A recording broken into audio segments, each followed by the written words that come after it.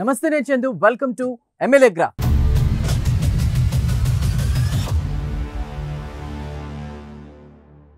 Right, ఇక ఇవాల్టి MLA graph లో మనం చూడబోతున్నటువంటి నియోజకవర్గం ఖమ్మం అశ్వారావుపేట నియోజకవర్గం. అశ్వారావుపేట నియోజకవర్గానికి సంబంధించి ఎమ్మెల్యేగా ఉన్నారు జారే ఆదినారాయణ.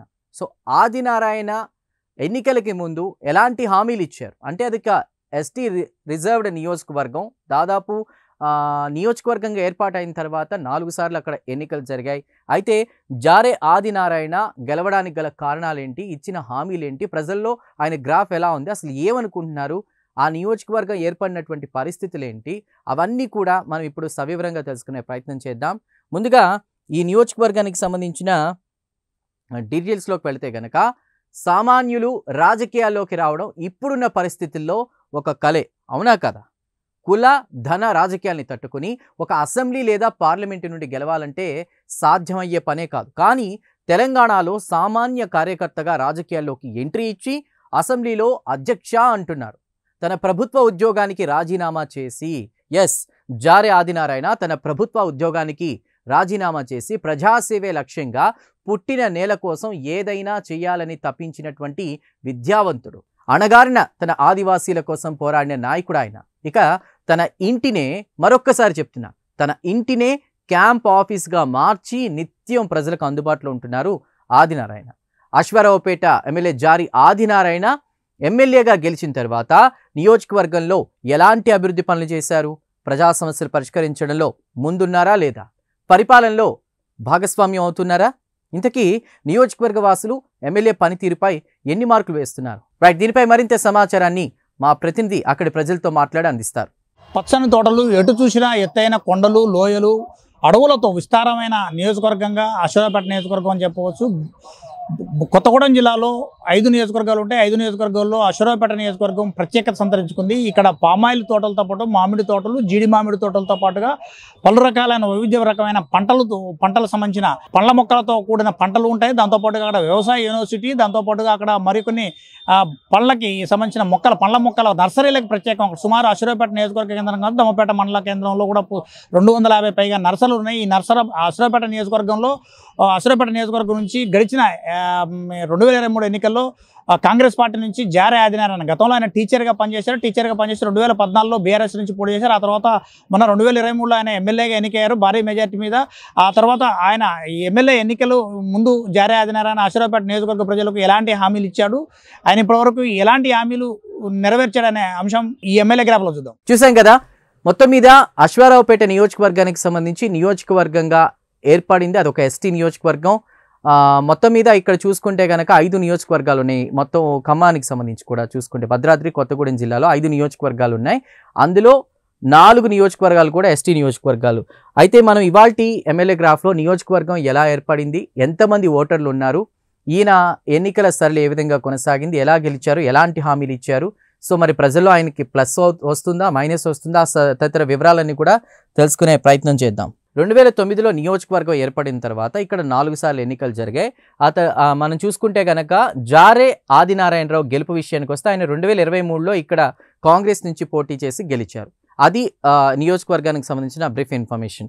ఇక ఓవరాల్గా దానికి సంబంధించిన డీటెయిల్స్ చూస్తే భద్రాద్రి కొత్తగూడెం జిల్లా 5 నియోజకవర్గాలు ఉంటే అందులో 4 నియోజకవర్గాలు ఎస్టీ నియోజకవర్గాలు, అందులో అశ్వారావుపేట ఒకటి. ఈ అశ్వారావుపేట నియోజకవర్గం 2009లో జరిగినటువంటి నియోజకవర్గాల పునర్విభజనలో ఏర్పడింది. ఇక ఈ సెగ్మెంట్లో ఓటర్ల విషయానికి వస్తే దాదాపు 161,682 మంది ఓటర్లు ఉంటే ఎక్కువగా మహిళా ఓటర్లు ఉన్నారు. నియోజకవర్గం ఏర్పడిన తర్వాత 4 సార్లు ఎన్నికలు జరగగా 2 సార్లు కాంగ్రెస్, ఒకసారి వైసీపీ, మరోసారి టీడీపీ అభ్యర్థులు ఎమ్మెల్యేలుగా ఎన్నికయ్యారు. గడిచిన సార్వత్రిక ఎన్నికల్లో చూసుకుంటే కాంగ్రెస్ నుంచి పోటీ చేసినటువంటి జారే ఆదినారాయణ భారీ మెజార్టీతో ఎన్నికయ్యారు. ఆ మెజార్టీ విషయానికి వస్తే కనుక ఆయన లోకల్ వ్యక్తి కావడం, అదేవిధంగా అక్కడ ఉన్నటువంటి ట్రైబల్స్ యొక్క కష్ట నష్టాలు తెలిసిన వ్యక్తిగా కూడా, అదీ కాక మనం ఇంట్రడక్షన్లో చెప్పుకున్నట్టు కూడా తన గవర్నమెంట్ జాబ్ వృత్తిని, ప్రభుత్వ ఉద్యోగాన్ని కూడా వదిలి ప్రజాసేవకై పుట్టిన నేల కోసం పనిచేయడానికి ప్రజల్లోకి చాలా గట్టిగా తీసుకువెళ్లారని చెప్పుకోవచ్చు. తన ప్రజల కోసం తను ఏమైనా చేయాలి, డెవలప్మెంట్ చేయాలనుకున్నారు కాబట్టి అంత భారీ మెజార్టీలో కూడా ప్రజలు ఆయనకి పట్టం కట్టారని మనం చెప్పుకోవచ్చు. ఇది ఓవరాల్గా నియోజకవర్గానికి సంబంధించినటువంటి ఓటర్ల లిస్ట్ అనుకోవచ్చు. ఇక అదేవిధంగా నియోజకవర్గానికి సంబంధించినటువంటి జారే ఆదినారాయణ యొక్క గ్రాఫ్. ఇక అశ్వారావుపేట నియోజకవర్గంలో మనం మండలాలు చెప్పుకున్నాం. అశ్వారావుపేట, దమ్ముపేట, చంద్రుగొండ, అన్నపురెడ్డిపల్లి, మొల్కలపల్లి, ఈ 5 మండలాలు ఉన్నాయి. ప్రస్తుతం అశ్వారావుపేట నియోజకవర్గంలో అశ్వారావుపేట, దమ్ముపేట మండలాలు 2009కి ముందు సత్తుపల్లి నియోజకవర్గంలో ఉంటే, మొల్కలపల్లి మండలం ఏదైతే ఉందో అది బూర్గంపాడు నియోజకవర్గంలో ఉండేది. ఇక చంద్రుగొండ మండలం కొత్తగూడెం నియోజకవర్గంలో ఉండేది. ఎప్పుడైతే 2009లో నియోజకవర్గాల పునర్విభజన జరిగిందో అప్పుడు బూర్గంపాడు నియోజకవర్గం 2గా చీలి పినపాక, అశ్వారావుపేట నియోజకవర్గాలుగా ఏర్పడ్డాయి. ఇక ఈ నియోజకవర్గం పూర్తిగా గిరిజన ప్రాంతం కాగా భౌగోళికంగా పెద్ద నియోజకవర్గంగా ఉండడం, అటవీ ప్రాంతం ఎక్కువగా ఉన్నటువంటి నియోజకవర్గాల్లో ఒకటిగా ఉండడం, తెలంగాణ రాష్ట్ర విభజన తర్వాత అశ్వారావుపేట నియోజకవర్గం ఆంధ్ర ప్రాంతానికి సరిహద్దు ప్రాంతంగా మారిందనేది విశేషంగా చెప్పుకోవచ్చు. ఫర్దర్ డీటెయిల్స్లోకి వెళితే కనుక అశ్వారావుపేట నియోజకవర్గానికి సంబంధించి మెయిన్గా మనం చెప్పుకోవాల్సింది తోటలు, అడవులు, కొండలు. నేను ముందుగానే చెప్పాను, సరిహద్దు ప్రాంతం, అడవులన్నీ కూడా ఎక్కువగా ఉన్నాయి. అడవి ఎక్కువగా ఉన్నటువంటి ప్రాంతం కావడంతో కూడా తోటలు, అడవులు, కొండలు ఎక్కువగా ఉన్నాయి. అదేవిధంగా ఇక్కడ ఉన్నటువంటి కొంతమంది గిరిజనుల వాళ్ళ యొక్క ట్రైబల్స్ చూస్తే కనుక ఎవరెవరు ఉన్నారంటే కొండరెడ్లు ఉన్నారు, గుత్తికోయల వాళ్ళు ఉన్నారు. వీళ్ళందరి యొక్క జీవన పరిస్థితులు కూడా కొంత వైవిధ్యభరితంగా ఉంటాయి. అదేవిధంగా అశ్వారావుపేట ప్రాంతం గురించి చెప్పుకోవాలంటే కనుక మనం చెప్పుకున్నట్టు ఇది ఆంధ్ర తెలంగాణ సరిహద్దులో ఉన్నటువంటి ప్రాంతం. సో అది ఈ అశ్వారావుపేట నియోజకవర్గానికి సంబంధించి. సో ఇప్పుడు డీటెయిల్గా తెలుసుకుందాం ఆ నియోజకవర్గానికి సంబంధించి. అశ్వారావుపేట నియోజకవర్గంలో పచ్చని తోటలు, ఆకుపచ్చని అడవులు, కొండలు, గుట్టలు, సెలయేళ్ళు, ఆదివాసీ గూడాలు, తండాలు ఉన్నాయి. అలాగే కొండరెడ్లు, గుత్తికోయలు వీరంతా కూడా దగ్గరగా జీవించే ప్రజలు. సో వాళ్ళ జీవితాలతో పెనవేసుకున్న ప్రాంతం అశ్వారావుపేట అనేది మనం ఖచ్చితంగా చెప్పుకోవచ్చు. ఇక నియోజకవర్గం ఆంధ్ర తెలంగాణ సరిహద్దులో ఉన్న ప్రాంతం కావడంతో, ఎక్కువగా అటవీ ప్రాంతం కావడంతో ఏజెన్సీ ఏరియాగా దీన్ని పిలుస్తారు అశ్వారావుపేటని. అయితే అక్కడ ఆధునిక వ్యవసాయానికి పెట్టింది పేరని మనం చెప్పుకోవచ్చు. ఎందుకంటే అక్కడ ప్రజలు కూడా అదే చెప్పుకుంటారు, ఎవరైనా అదే చెప్తారు. ఎటు చూసినా పామ్ ఆయిల్, మామిడి, జీడి మామిడి, కొబ్బరి తోటలు, పొగాకు, వేరుశెనగ, పత్తి, వరి పంటలే ఎక్కువ కనిపిస్తాయి. వీటితో పాటు కొండలు, గుట్టలు, అడవులు, ఆదివాసీ గూడాలు, పామ్ ఆయిల్ ఫ్యాక్టరీలతో పచ్చని ప్రకృతి సోయగాలకు పుట్టినిల్లుగా కూడా పేరుగాంచింది ఈ నియోజకవర్గం అశ్వారావుపేట. మనం చూస్తూ ఉంటాం చాలా సినిమాల్లో. అంటే ఎవరైతే ఇప్పుడు చరిత్రని గురించి చదువుకోరో వాళ్ళకి ఇంకొంచెం డీటెయిల్గా చెప్పాలంటే కనుక అడవిలో ఉన్నట్టు వాళ్ళకి ఏదైనా సమస్య వస్తే వాళ్ళ యొక్క ప్రశ్నించేటువంటి నైజం, ఆ చైతన్యం అదంతా కూడా మనం చాలా సినిమాల్లో చూస్తాం. అలాంటి చైతన్యం ఎక్కువగా ఉన్న ప్రాంతం కూడా ఈ అశ్వారావుపేట నియోజకవర్గం. సో మనం ఏదైతే అనుకున్నామో అక్కడి ప్రజలకు చైతన్యం ఎక్కువే. ఏదైనా సమస్య వస్తే గట్టిగా నిలబడతారు, క్వశ్చన్ చేస్తారు. ఇక్కడ వైవిధ్యభరితంగా జీవన పరిస్థితులు ఉంటాయి. ఈ నియోజకవర్గంలో ప్రజలకి చైతన్యం ఎక్కువే. అక్కడి ప్రజలు పూర్తిగా వ్యవసాయం మీద ఆధారపడి జీవనం సాగిస్తుండగా 2009లో నియోజకవర్గంగా ఏర్పడగా అశ్వారావుపేట నుండి మొదటిసారిగా 2009లో వగ్గెల మిత్రసేన గెలిచారు. తర్వాత పార్టీ నుండి ఎమ్మెల్యేగా ఎన్నికయ్యి ఆ తర్వాత ఏర్పడినటువంటి ప్రత్యేక తెలంగాణలో మొదటిసారిగా 2014లో ఎన్నికలు జరిగాయి. అంటే తెలంగాణ ఏర్పడక ముందు 2009లో ఎన్నికలు జరిగితే ఏర్పడిన తర్వాత 2014లో ఎన్నికలు జరిగాయి. సో ఆ సార్వత్రిక ఎన్నికల్లో వైసీపీ నుండి తాటి వెంకటేశ్వర్లు ఎమ్మెల్యేగా గెలిచారు. కొంతకాలం తర్వాత బీఆర్ఎస్ కూటికి చేరారు ఆయన. సో 2018 ఎన్నికల్లో మహాకూటమి తరపున టీడీపీ నుండి పోటీ చేసినటువంటి మెచ్చా నాగేశ్వరరావు ఎమ్మెల్యేగా ఎన్నికయ్యారు. ఆ తర్వాత కొంతకాలానికి ఈయన కూడా బీఆర్ఎస్ కూటికే చేరిపోయారు. ఆ పరిస్థితులన్నీ ఏంటంటే తెలంగాణ ఏర్పడటం. 2023లో జరిగినటువంటి జనరల్ ఎన్నికల్లో చూసుకుంటే కాంగ్రెస్ పార్టీ నుంచి జారే ఆదినారాయణ పోటీ చేసి భారీ మెజార్టీతో ఎన్నికయ్యారు. ఇది ఆ ప్రాంతం గురించి, ఆ ప్రాంతంలో గెలిచినటువంటి ఎమ్మెల్యేల ఆ సంవత్సరాలు అవన్నీ కూడా మనం ఇప్పుడు చూసాం. సో 2014లో ఆయన ఓటమి చవి చూసిన తర్వాత 2018లో ఎవరైతే తాటి వెంకటేశ్వర్లు ఉన్నారో ఆయన గెలుపు కోసం జారే ఆదినారాయణ కృషి చేశారు. ప్రజల్ని చైతన్యవంతులు చేస్తూ కూడా వాళ్ళకి అంటే ఈ తాటి వెంకటేశ్వర్ల గురించి చెప్తూ కూడా ఆయన గెలవడానికి కూడా ఒక రకంగా కారణమయ్యారని మనం చెప్పుకోవచ్చు.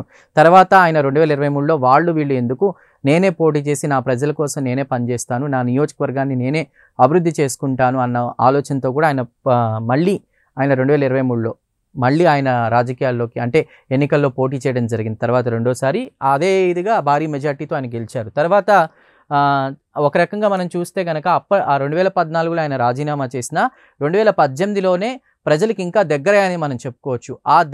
ఏదైతే ఆ రిలేషన్స్ ఏర్పడ్డాయో అది 2023లో ఆయన భారీ మెజార్టీతో గెలవడానికి కారణమయ్యాయి అన్నమాట.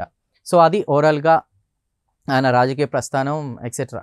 జారే ఆదినారాయణ గారు చేసిన అభివృద్ధి పనుల గురించి విశ్లేషిస్తాం. ముందుగా రైతు రుణమాఫీ, రైతు భరోసా, అంతర్గత రహదారులు, అశ్వరావుపేటలో శరవేగంగా అభివృద్ధి చెందుతున్న రోడ్డు, మున్సిపాలిటీలో ఇంటర్నల్ రోడ్లు, డ్రైన్లు, ముఖ్యంగా మారుమూల గిరిజన గ్రామమైనటువంటి చెన్నాపురాన్ని అసలు ఏ పని లేకుండా మొత్తం టోటల్గా ఒకేసారి డ్రైన్లు, రోడ్లు ముగించడం జరిగింది. అట్లే గాండ్లగూడెం నుంచి చెన్నాపురానికి ఇంటర్నల్ రోడ్డు 5 కోట్లతో శాంక్షన్ తీసుకురావడం జరిగింది. ముఖ్యంగా ఎమ్మెల్యే గారు ఎమ్మెల్యే అయిన తర్వాత చాలా స్పీడ్గా అభివృద్ధి కార్యక్రమాలు ముందుకు తీసుకెళ్తున్నారు అశ్వరావుపేటని. ముఖ్యంగా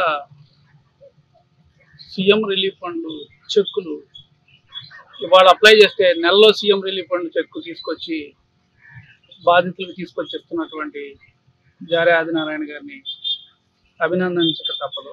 సో ఇప్పుడు మనం చూసుకుంటే కనుక అశ్వారావుపేట నియోజకవర్గం ఏర్పడిన తర్వాత 4 సార్లు ఎన్నికలు జరిగాయి. మొదటి నుంచి మనం చెప్తూ ఉన్నాం. 4 సార్లలో ఒకసారి గెలిచి వారు ఎవరైతే ఉన్నారో వారు మరోసారి గెలవలేదు. ప్రస్తుతం ఎమ్మెల్యే జారే ఆదినారాయణది మనం ఆయన కుటుంబం గురించి చూసుకుంటే కనుక మరి ఎవరు ఈయన వృత్తి పీఈటీ గవర్నమెంట్ ఉద్యోగానికి రాజీనామా చేసి రాజకీయాల్లోకి వచ్చారని చెప్పుకున్నాం. అయితే ఆయన కుటుంబ పరిస్థితులు ఏంటి అనేది మనం చూసుకుంటే ఆయనది సాధారణ వ్యవసాయ కుటుంబం. అయితే ఆయన చదువుకుని కష్టపడి అక్కడ ప్రభుత్వ పీఈటీ టీచర్గా పనిచేసేవారు. 2014లో ప్రభుత్వ పీఈటీ ఉద్యోగానికి రాజీనామా చేసి అప్పటి టీఆర్ఎస్ అంటే ఇప్పుడు బీఆర్ఎస్గా మారింది. అప్పటి టీఆర్ఎస్ పార్టీలో చేరారు తెలంగాణ రాష్ట్ర సమితిలో. ఆ తర్వాత అశ్వారావుపేట నుండి ఎమ్మెల్యేగా పోటీ చేసి ఓటమి పాలయ్యారు. సో ఈ నియోజకవర్గంలో టీఆర్ఎస్ పార్టీ ప్రభావం పెద్దగా లేకున్నప్పటికీ కూడా ఆయనకు 30,000 ఓట్లు రావడం కూడా విశేషంగా మనం చెప్పుకోవచ్చు. ఆ తర్వాత ఏర్పడిన టీఆర్ఎస్ ప్రభుత్వ పెద్దల సహకారంతో ప్రజలకు దగ్గరగా ఉంటూ వారి అవసరాలు తీర్చడంలో ప్రభుత్వ కార్యాలయంలో పనులు చేపిస్తూ కూడా ప్రజలకు దగ్గరయ్యారు. అంటే వాళ్ళ మనిషిగా కూడా ఎంతో పేరు తెచ్చుకున్నారు. అలా 2018 ఎన్నికల్లో బీఆర్ఎస్ పార్టీ తరఫున టికెట్ ఆశించినా ఆయనకు టికెట్ ఇవ్వలేదు. దీంతో జారే గులాబీ పార్టీ తరఫున పోటీ చేసిన తాటి వెంకటేశ్వర్ల గెలుపు కోసం కృషి చేశారని మనం చెప్పుకున్నాం. సో ఆ తర్వాత నిరాశ చెందకుండా జారే ఆదినారాయణ నియోజకవర్గంలో ప్రజలకు దగ్గరయ్యేందుకు శుభాకాంక్షల కార్యాలు, ఆ శుభకార్యాలు ఏవైతే ఉంటాయో వాటికి వెళ్ళి అక్కడి ప్రజలతో కూడా మమేకమయ్యారు. 2023లో కాంగ్రెస్ నుంచి పోటీ చేసిన జారే ఆదినారాయణ గెలుపుకి కారణమయ్యారు. ఇక గెలిచిన తర్వాత కూడా ఎమ్మెల్యేలు కొంతమంది మారిపోతారు. కానీ ఈయన గెలిచిన తర్వాత కూడా ఆ సంబంధాలు ఏవైతే ఉన్నాయో సన్నిహిత సంబంధాలు కొనసాగిస్తూ వచ్చారు. ఓవరాల్గా చూసుకుంటే కనుక అశ్వారావుపేట నియోజకవర్గంలో ప్రజలతో ఆయనకున్నటువంటి సన్నిహిత సంబంధాల గురించి ప్రత్యేకంగా చెప్పాల్సిన అవసరం లేదు. సో పొంగులేటితో కలిసి కాంగ్రెస్లో చేరారు జారే. అప్పట్లో 2023లో కాంగ్రెస్ అభ్యర్థిగా పోటీ చేసే అవకాశం అలా వచ్చిందని మనం చెప్పుకోవాలి. బీఆర్ఎస్లో ఉన్నప్పుడు 2018లో ఆయనకు అవకాశం ఇవ్వలేదు. ఆయన పనిని గుర్తించారు కానీ అవకాశం ఇవ్వలేదు. సో అప్పట్లో తాటి వెంకటేశ్వర్లకి ఆయన కృషి చేశారు ఆయన గెలుపు కోసం అనేది మనం చెప్పుకున్నాం. కానీ 2023లో పొంగులేటితో కాంగ్రెస్లో చేరినటువంటి జారేకి ఈసారి పోటీ చేసే అవకాశం రావడంతో కూడా భారీ మెజార్టీతో గెలిచేటువంటి అవకాశం వచ్చింది. రకరకాల పరిణామాలు రాజకీయంగా మనం చూసాం. ఇక్కడ 2009 నియోజకవర్గం పునర్విభజనలో భాగంగా ఏర్పడిన తర్వాత నుంచి ఇప్పటి వరకు. సో ఆంధ్ర బోర్డర్కి దగ్గరగా ఈ అశ్వారావుపేట, దమ్మపేట మండలాలు ఉన్నాయి. సో ఇందాక మనం 5 మండలాలుగా డివైడ్ అయిందని చెప్పాను కదా. సో అందులో అశ్వారావుపేట ఒకటి, దమ్మపేట ఒకటి, ఈ మండలాలు పూర్తిగా ఆంధ్ర ప్రాంతానికి ఆనుకుని ఉంటాయి. దాదాపు ఇక్కడ అటవీ ప్రాంతాలు ప్రకృతికి ఆలవాలంగా ఉండడం, చెట్లు అవి ఎక్కువగా ఉండడంతో కూడా ముఖ్యంగా అక్కడ మనం చూసుకుంటే ఎలాంటి తోటలు ఉంటాయంటే మనం డిస్కస్ చేసాం ఆల్రెడీ. అందులో మరి ఇంకొకసారి చూసుకుంటే పామాయిల్ కావచ్చు, మామిడి కావచ్చు, జీడి మామిడి తోటలు ఎక్కువ ఉంటాయి. అదేవిధంగా అప్పారావుపేటలో పామాయిల్ ఫ్యాక్టరీలు ఎక్కువగా ఉన్నాయి. సో అంటే ఇక్కడ నర్సరీలు కూడా ఎక్కువగా ఉన్నాయి. ఇంత ప్రకృతికి ఆలవాలంగా ఉండడంతో కూడా ఆంధ్ర సరిహద్దుగా ఉన్న మండలాలు కావడంతో కూడా నర్సరీ ప్రాంతాలు కూడా ఇక్కడ ఎక్కువగా ఉన్నాయి. అవి ఇన్ డీటెయిల్గా మనం ఇప్పుడు చూద్దాం. ఈ నియోజకవర్గ కేంద్రం ఏదైతే ఉందో అశ్వారావుపేట, దమ్మపేట మండలాలు పూర్తిగా ఆంధ్ర బోర్డర్ కానుకుని ఉన్నాయి. సుమారు 250కి పైగా నర్సరీలు ఉన్నాయి. ఈ నర్సరీల్లో ఎక్కువగా మామిడి, జామ, ఇతర పండ్ల మొక్కల పెంపకాన్ని చేపడతారు అక్కడ రైతులు. ఇక ముఖ్యంగా చంద్రుగొండ మండలంలో అయితే పురాతన బాలాజీ టెంపుల్ ఉండడంతో ఆ ప్రాంతంలోని గిరిజన ఆదివాసీలు ఎక్కువగా ఈ ఆలయంలో పూజా కార్యక్రమాలు చేస్తూ ఉంటారు. మరోపక్క అశ్వారావుపేట అటవీ ప్రాంతంలో పేరుగాంచిన గుబ్బల మంగమ్మ దేవాలయం చాలా ప్రసిద్ధి చెందింది. ఆ ఆలయం ఉన్నటువంటి స్థలం అశ్వారావుపేట పరిధిలో ఉండగా దానికి ఆనుకున్నటువంటి అటవీ భూములన్నీ కూడా ఆంధ్ర పరిధిలో ఉండడం అక్కడి ప్రత్యేకతగా మనం చెప్పుకోవచ్చు. ముఖ్యంగా ఈ అశ్వారావుపేట నియోజకవర్గంతో పాటు పక్కనున్నటువంటి సత్తుపల్లి ఆంధ్ర ప్రాంతంలో ఎక్కువగా పామాయిల్ తోటలు, మామిడి తోటలు, జీడి మామిడి తోటలు ఎక్కువగా సాగు చేస్తున్నారు రైతులు ఈ ప్రాంతంలో కూడా. వాటికి తోడు వేరుశెనగ, పొగాకు, వరి పంటలను రైతులు పండిస్తారు. సో ఇక్కడ రైతుల అవసరార్థం కూడా అశ్వారావుపేటలో, అప్పారావుపేటలో ప్రభుత్వ పామాయిల్ ఫ్యాక్టరీలు కూడా ఉన్నాయి. దీంతో ఇక్కడి రైతులు ఎవరైతే ఉన్నారో వాళ్ళు వ్యవసాయ రంగంలో ఆర్థిక పరిపుష్టి సాధిస్తున్నారనేది మనం చెప్పుకోవచ్చు. అది అశ్వారావుపేట నియోజకవర్గంలో ఉన్నటువంటి వ్యవసాయ పరిస్థితులు. సో ఇక్కడ మనం చూసుకుంటే అశ్వారావుపేట నియోజకవర్గంలో రాజకీయంగా ఏ విధంగా ఉంది, వ్యవసాయ పరంగా ఏ విధంగా ఉంది, ఎలాంటి పనులు జరుగుతున్నాయి అనేది మనం చూసాం. అయితే ఇంకొంచెం డీటెయిల్గా చూస్తే ఎప్పుడైతే జారే ఆదినారాయణ వచ్చారో 2009 నుంచి చూసుకున్నా కూడా ఆయన వచ్చిన తర్వాత కొన్ని కీలకమైనటువంటి పనులు జరిగాయి. అదేంటంటే అశ్వారావుపేటని పంచాయతీ నుంచి మున్సిపాలిటీగా ఏర్పాటు చేయాలని ఎప్పటి నుంచి ఉన్నటువంటి ఆ యొక్క అభ్యర్థన ఏదైతే ఉందో ఆ అభ్యర్థన తీరిందనే మనం చెప్పుకోవాలి. మున్సిపాలిటీగా ఏర్పాటైంది. తర్వాత కొత్త బస్ డిపో మంజూరు విషయంలో, 100 పడకల ఆసుపత్రి విషయంలో కూడా ఆయన కీలకంగా ఉన్నారు. మరోవైపు నియోజకవర్గ కేంద్రానికి ఇంటిగ్రేటెడ్ స్కూల్కి సంబంధించిన ప్రపోజల్కి సంబంధించి కూడా ఆయన స్టాండ్ తీసుకున్నారు. ఇది ఆ నియోజకవర్గంలో జరుగుతున్నటువంటి పనులకు సంబంధించినటువంటి వివరాలు. ఆ వివరాల్లో మనం చూసాం. ఇక అదేవిధంగా ఈ నియోజకవర్గంలో సైనిక్ స్కూల్ ఏర్పాటు కోసం కూడా ప్రభుత్వానికి కొన్ని ప్రతిపాదనలు వెళ్ళాయి. అదేవిధంగా గండుగులపల్లిలో ఉన్నటువంటి ఆయన ఇల్లు ఏదైతే ఉందో, జనరల్గా క్యాంప్ ఆఫీస్ సపరేట్గా, ఇల్లు సపరేట్గా ఉంటుంది. కానీ ఇక్కడ ఈ ఎమ్మెల్యేకి సంబంధించి మనం చూసుకుంటే ఇల్లే క్యాంప్ ఆఫీస్గా మారినటువంటి పరిస్థితి. అంటే ఇంట్లో మన ఇంటికి ఎవరు వస్తారు, మన అనుకున్న వాళ్ళే వస్తారు, బయట వాళ్ళు తొందరగా రారు. కానీ ఇక్కడ ఎమ్మెల్యే క్యాంప్ ఆఫీస్ కూడా ఇల్లునే క్యాంప్ ఆఫీస్గా మార్చడంతో కూడా అందరూ అక్కడికే వస్తున్నారంటే ఆయనకి ప్రజలపై ఉన్నటువంటి ఆ ఎఫెక్ట్స్ని ఎలాంటిదో మనకి ఇక్కడ అర్థమవుతుంది. అశ్వారావుపేటకు నూతన బస్ డిపో కూడా మంజూరు చేయించి అక్కడే 100 పడకల ఆసుపత్రిని దానిలోనే మార్చిరీ కొత్తగా ఏర్పాటు చేయించారు. ఇక నియోజకవర్గ కేంద్రానికి ఇంటిగ్రేటెడ్ స్కూల్స్ తీసుకొచ్చారు. సైనిక్ స్కూల్ కోసం ప్రభుత్వానికి ప్రతిపాదనలు పంపి దాని సాధన కోసం కూడా ఆయన కృషి చేస్తున్నారు. మరోపక్క జారే ఆదినారాయణ ఎమ్మెల్యే అయ్యాక స్వగ్రామం గండుగులపల్లిలో ఇంటిని క్యాంపు కార్యాలయంలో ఏర్పాటు చేశారు. అక్కడ రాత్రి 11 గంటల వరకు ప్రజలకు అందుబాటులో ఉంటూ వారి సమస్యలు పరిష్కరిస్తూ కూడా అందరి మన్ననలు పొందుతున్నారు. అసలు ఎమ్మెల్యే చేస్తున్నటువంటి పనితీరుకు సంబంధించి అక్కడ నియోజకవర్గంలో ప్రజలు ఏమనుకుంటున్నారో ఇప్పుడు చూద్దాం. ఫ్రీ కరెంట్ ఇచ్చారు. ప్రతి మహిళకి కూడా మంచిగా అందుబాటులో అన్ని విధాలుగా సన్నబియ్యం పోతున్నారు. ప్రతి విషయంలో ఎమ్మెల్యే గారు మంచిగా చేశారు. ఎక్కడ ఏం జరుగుతుందన్న ఆయన ముందడుగుగానే వస్తున్నారు. ప్రతి ఫంక్షన్కి ఆయన అటెండ్ అవుతున్నారు. ఎక్కడ మరణాలైనా ఆయన అటెండ్ అవుతున్నారు. మా కాలనీలో చాలా మంది కాలనీలు రాలేదు 9 సంవత్సరాల నుంచి. ఇప్పుడు చాలా మందికి వచ్చినాయి కాలనీలు. ప్రతి ఒక్కరు ఎంతో సంతోషంగా ఇల్లు కట్టుకుంటున్నారు. ఎంతో పేదోళ్ళు ఉన్నారు. అందరూ ఇల్లు కట్టుకుంటున్నారు. ఈ 5 లక్షలతో అంతా ఆనందంగా ఉన్నారు. ఇలాంటి ఎమ్మెల్యే గారు మళ్ళీ మళ్ళీ కూడా రావాలి. సో చూసాం కదా, ప్రజలకు నిత్యం అందుబాటులో ఉండే ఎమ్మెల్యేగా ఆయన పేరు తెచ్చుకున్నారు. సో జారే గెలవక ముందు కాదు గెలిచిన తర్వాత ప్రజలకి ఇంకా ఎక్కువగా దగ్గరగా ఉంటూ వాళ్ళ యొక్క సమస్యలను తీరుస్తున్నారని మనం చెప్పుకోవచ్చు. సో మరి ప్రభుత్వంలో ఉండగా అక్కడ జరిగినటువంటి పనులు ఏంటి అన్న విషయానికి వస్తే కనుక అశ్వారావుపేట నియోజకవర్గంలో ఎప్పుడూ ఆయన ప్రజలకు అందుబాటులో ఉంటూ కూడా ప్రతి గిరిజన గ్రామానికి సంబంధించిన మౌలిక సదుపాయాలు అందుతున్నాయా లేదా, అదేవిధంగా బెండాలపాడు ఇందిరమ్మ ఇళ్ళు పైలట్ ప్రాజెక్టుకి సంబంధించి కూడా ఎంపిక కావడంతో కూడా ఆ ఇళ్ళన్నీ కూడా లబ్ధిదారులకు అందుతున్నాయా లేదా ఆ దిశగా కూడా కృషి చేస్తున్నారు. అదేవిధంగా కొన్ని ప్రభుత్వ పథకాలకు సంబంధించి చూసుకుంటే కనుక మనం ఇక్కడ ఆ పథకాలన్నిటి విషయంలో కూడా ఆయన పనితీరుకు సంబంధించి ప్రజల నుంచి ఒక పాజిటివ్ స్పందనే వస్తుందని మనం చెప్పుకోవాలి. అదేంటనేది అర్హులైన ప్రతి ఒక్కరికి కూడా ఇందిరమ్మ ఇళ్ళు వెళ్ళేలా కూడా ఆయన కృషి చేస్తున్నారు. మరోవైపు ఎమ్మెల్యే జారేపై పనితీరు ఏదైతే ఉందో దానిపై ప్రజలు సంతృప్తి వ్యక్తం చేస్తున్నారు. ఎందుకంటే గిరిజన ప్రాంతాల్లో ఆ పనులు జరగడం అనేది అతి కష్టం. సో ప్రభుత్వం నుంచి రావాల్సినటువంటి పథకాల విషయంలో ఎమ్మెల్యే ప్రత్యేక శ్రద్ధ తీసుకుంటున్నారని అక్కడ ప్రజలు చెప్తున్నటువంటి మాట. నిత్యం ప్రజలకు ఆయన అందుబాటులో ఉంటూ కూడా ఏదైతే ఆయన ఒక విజన్ పెట్టుకున్నారో ఆ విజన్ కోసం పనిచేస్తూ ఉన్నారు ప్రజల కోసం.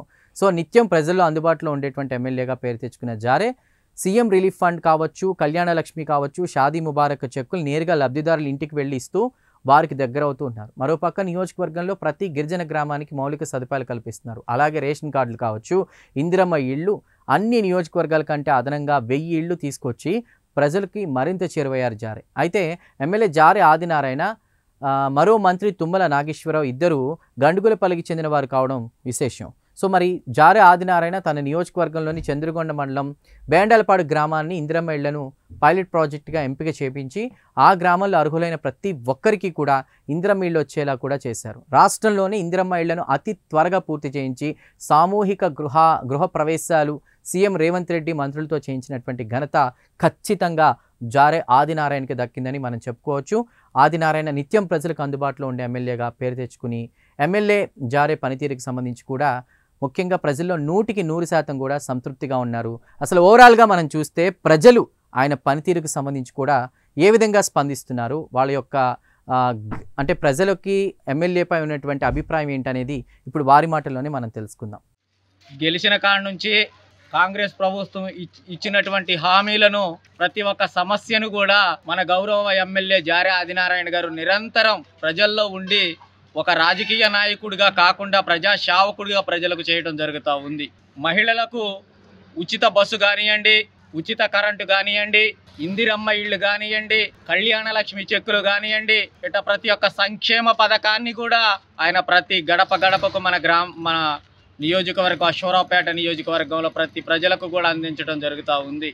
ఆయన ఎమ్మెల్యే కాకముందు కూడా ఏ రాజకీయ పార్టీలో పదవి లేకపోయినా సరే ప్రజా సేవకుడిగా ఆయన ప్రజల కోసం హాస్పిటల్స్లో కానీ ఎన్నో విద్యలో కానీ మంచి కార్యక్రమాలు చేసినటువంటి మంచి నాయకుడు, ప్రజా సేవకుడు మన జారే ఆదినారాయణ గారిని మేము అందరం కూడా చాలా సంతోషిస్తూ ఉన్నాం. అటువంటి నాయకుడు మన నియోజకవర్గంలో ఉండటం నిజంగా పేద ప్రజలు, బడుగు బలహీన వర్గాల అదృష్టమని మేము హర్షం వ్యక్తం చేస్తూ ఉన్నాం. సో చూసాం కదా, అశ్వారావుపేట ఎమ్మెల్యే జారే ఆదినారాయణ ప్లస్లు మైనస్లు అంటే తన ప్రభుత్వ ఉద్యోగాన్ని కూడా ప్రజల కోసం, ప్రజాసేవ కోసం వదులుకుని ఆ రాజకీయాల్లోకి వచ్చి గెలవకపోయినా కూడా ప్రజల కోసం వివిధ పార్టీలకి కృషి చేసి ఆయన తర్వాత చివరిగా 2023లో కాంగ్రెస్ నుంచి పోటీ చేసి ప్రజలతోనే ఉన్నారు. గెలిచిన తర్వాత కూడా వాళ్ళకి కావాల్సినటువంటి అన్ని పనులు, అన్ని సమస్యల విషయంలో కూడా ఆయన ముందుంటూ ఉన్నారు. ఇంటినే క్యాంప్ ఆఫీస్గా మార్చారు. సో నియోజకవర్గంలో జనం ఏమంటున్నారో, ఏం కోరుతున్నారో విన్నాం కదా, ఇంకా ఏం కావాలో అక్కడి ప్రజల మాటల్లోనే విన్నాం కదా. సో జారే ఆదినారాయణ పనితీరుపై ప్రజల నుంచి అయితే ఓవరాల్గా ఒక పాజిటివ్ టాకే వస్తుంది. నిత్యం ప్రజల్లో ఉంటూ వారి సమస్యలను పరిష్కరించేందుకు ఆయన కృషి చేస్తున్నారని ముఖ్యంగా అశ్వారావుపేట వాసులు చెప్తున్నారు. మరి రానున్న రోజుల్లో మరింత దూకుడుగా పనిచేస్తూ పార్టీ అధిష్టానం వద్ద మంచి మార్కులు కొట్టేయాలని కోరుతున్నారు ఆ నియోజకవర్గ ప్రజలు. అయితే ఎమ్మెల్యే ఆదినారాయణ పనితీరుపై మరింత సమాచారాన్ని మా ప్రతినిధి అందిస్తారు. అశ్వారావుపేట నియోజకవర్గం మొత్తం పూర్తిగా ఏజెన్సీ ప్రాంతం. అశ్వారావుపేట పోతా దమ్మపేట, ములకలపల్లి, అన్నపురెడ్డిపల్లి, చండ్రుగొండ మండలాలు ఉంటాయి. గతంలో అశ్వారావుపేట నియోజకవర్గం ఒకప్పుడు లేదు. బుర్గంపాడు నియోజకవర్గం నుంచి, సత్తుపల్లి నియోజకవర్గం నుంచి రెండింటిని కలిపి అశ్వారావుపేట నియోజకవర్గంగా ఏర్పాటు చేశారు. 2009 నియోజకవర్గాలు పునరుద్ధరించిన తర్వాత అశ్వారావుపేట నియోజకవర్గం ఏర్పడింది. ఇప్పటివరకు 4 సార్లు ఎమ్మెల్యే ఎన్నికలు జరగా 2014 ఎన్నికల్లో ప్రస్తుత ఎమ్మెల్యే జారే ఆదినారాయణ బీఆర్ఎస్ పార్టీ నుంచి ఓటమి చెందారు. ఆ తర్వాత మధ్యలో 2018 ఎన్నికల్లో మాత్రం ఆయన పోటీ చేయలేదు, టికెట్ రాకపోవడంతో ఆ తర్వాత పొంగులేటి శ్రీనివాసరెడ్డి వెంట కాంగ్రెస్ పార్టీకి చేరటం. ఆ తర్వాత 2023లో మొన్న జరిగిన ఎన్నికల్లో జారే ఆదినారాయణ కాంగ్రెస్ పార్టీ నుంచి ఘన విజయం సాధించారు. ఆయనకు ప్రత్యేకత ఉందని చెప్పవచ్చు. జారే ఆదినారాయణ పీఈటీ టీచర్గా పనిచేస్తూ ఏజెన్సీ ప్రాంతం మొత్తం, ఆ ఏజెన్సీ ప్రాంతంలో ఉన్న ప్రజలకు మొత్తం దగ్గర చేరువయ్యే ప్రయత్నం చేశాడు. మొదటిసారి బీఆర్ఎస్ పార్టీ 2014లో ఓటమి చెందిన తర్వాత నుంచి దాదాపు సుమారు 10 ఏళ్ల పాటు ప్రజలకు నిత్యం దగ్గరగా ఉండటం, ఆ తర్వాత అన్ని రకాల సేవలు చేయడం, మంచి వ్యక్తిగా గుర్తింపు పొందడం. ఆ తర్వాత ఆయన గెలుపు కూడా 2023 ఎన్నికల్లో కాంగ్రెస్ పార్టీతో పాటు ప్రజలు కూడా సానుకూలంగా బ్రహ్మరథం పట్టారని చెప్పవచ్చు. ఆ తర్వాత ఎన్నికల సమయంలో ఆయన ఇచ్చిన హామీలు కూడా స్పష్టంగా అన్నీ అమలు చేసే ప్రయత్నం చేశాడు. ఇటీవల కాలంలో రేషన్ కార్డులు లేని ప్రతి కుటుంబానికి కూడా ఈ రేషన్ కార్డులు ఇప్పించి ఆయన సంతోషం కూడా వ్యక్తం చేసిన పరిస్థితి. ప్రత్యేకంగా ఆయన ఒక సామాజిక నేపథ్యం ఉన్న వ్యక్తి కూడా చెప్పవచ్చు. ఇక్కడ ప్రత్యేకంగా ఆయన పాటలు పాడే అలవాటు ఉంది. ఒక రకమైన పాటలు అంటే జానపద గేయాలు పాడటం, ప్రజలకు అందరికీ చేరువగా ఉండటం. అశ్వారావుపేట ఎమ్మెల్యే తన నియోజకవర్గంలో ప్రజలకు నిత్యం అందుబాటులో ఉండటంతో అశ్వారావుపేట ఎమ్మెల్యే గ్రాఫ్ మాత్రానికి సక్సెస్ అని చెప్పవచ్చు. అశ్వారావుపేట ఎమ్మెల్యే నిత్యం ప్రజలకు అందుబాటులో ఉంటూ ఆయన మాత్రానికి ప్రజల మనసులో చెరగని ముద్ర వేసుకున్నాడని చెప్పవచ్చు. ఇది అశ్వారావుపేట నియోజకవర్గం తాజా పరిస్థితి. వీడియో శంకర్తో రజనీకాంత్, ప్రైమ్ మినిస్టర్, అశ్వారావుపేట నియోజకవర్గం నుంచి. చూశారు కదా, ఇది ఇవాళ ఎమ్మెల్యే గ్రాఫ్. మరో ఎమ్మెల్యే గ్రాఫ్తో మళ్ళీ కలుద్దాం. Keep watching Prime Net news.